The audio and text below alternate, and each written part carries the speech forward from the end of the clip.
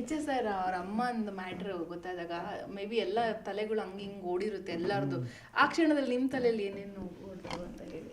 ಆ ಕ್ಷಣದಲ್ಲಿ ಓಡೋದಂಥ ಒಂದೇ ಒಂದು ವಿಷಯ ಏನಪ್ಪ ಅಂದರೆ ಆ ವ್ಯಕ್ತಿಯ ಕಮಿಟ್ಮೆಂಟ್ ಆ್ಯಂಡ್ ಅವರ ಎಥಿಕ್ಸ್, ಕೆಲಸದ ಬಗ್ಗೆ ಅವ್ರಿಗೆ ಎಷ್ಟು ಎಥಿಕ್ಸ್ ಇದೆ ಅನ್ನೋದು. ಯಾಕಂದರೆ ಆ ವಿಷಯ ಅಮ್ಮಂಗೆ ಸೀರಿಯಸ್ ಆಗಿದೆ ಅಂತ ಗೊತ್ತಿದ್ರು ಎಪಿಸೋಡ್ನ ಮುಗಿಸೇ ನಾನು ಬರ್ತೀನಿ ಅಂತ ಹೇಳಿದಂಥ ಮಾತುಗಳು ಆ್ಯಂಡ್ ಆ ಎಪಿಸೋಡ್ನ ಅದೇ ರೀತಿಯಲ್ಲಿ ಮುಗಿಸ್ಕೊಟ್ಟು ಹೋದಂಥ ರೀತಿ, hats off to his commitment and ethics towards work.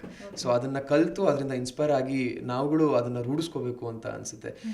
So ಆ ತೂಕದ ವ್ಯಕ್ತಿ ಬಿಗ್ ಬಾಸ್ ಕಳ್ಕೊಂಡ್ರೆ ಅದು ನಮ್ಮೆಲ್ಲರ ಲಾಸ್, ಕರ್ನಾಟಕದ ಲಾಸ್ ಅಂತ ಅನಿಸುತ್ತೆ. ಸೀಸನ್ 11 ಲಾಸ್ಟ್ ಅಂತ ಅನೌನ್ಸ್ ಕೂಡ ಮಾಡಿದ್ದಾರೆ, ಅದು ನಿಮ್ಮ ಗಮನಕ್ಕೆ ಬಂತ?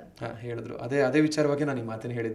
ಆ ವ್ಯಕ್ತಿನ ಬಿಗ್ ಬಾಸ್ ಕಳ್ಕೊಂಡ್ರೆ ಕರ್ನಾಟಕದ ಲಾಸ್ ಅದು, ಅಂಡ್ ಮುಂದೆ ಬರೋ ಎಲ್ಲ ಕಂಟೆಸ್ಟೆಂಟ್ಗಳ ಲಾಸ್, ಕನ್ನಡ ವೀಕ್ಷಕರ ಲಾಸ್ ಅದು. ಜಿ ಕನ್ನಡ ನ್ಯೂಸ್ ಈಗ ನಿಮ್ಮ ಮನೆಯಲ್ಲೇ ನೋಡಿ, ಎಲ್ಲ ಕೇಬಲ್ಗಳಲ್ಲಿ ಈಗ ಲಭ್ಯ.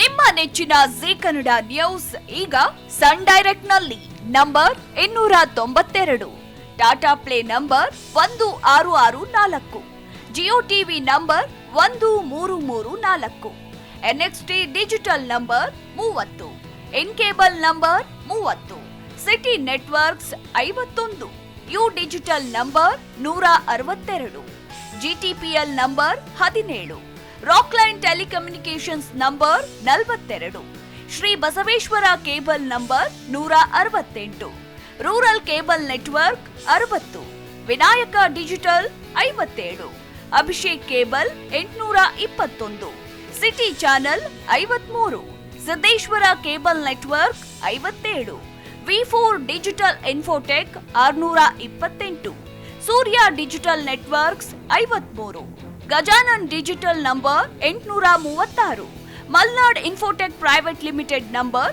56, Metrocast number 830, Victory Digital number 167ರಲ್ಲಿ ನೋಡಿ ಆನಂದಿಸಿ.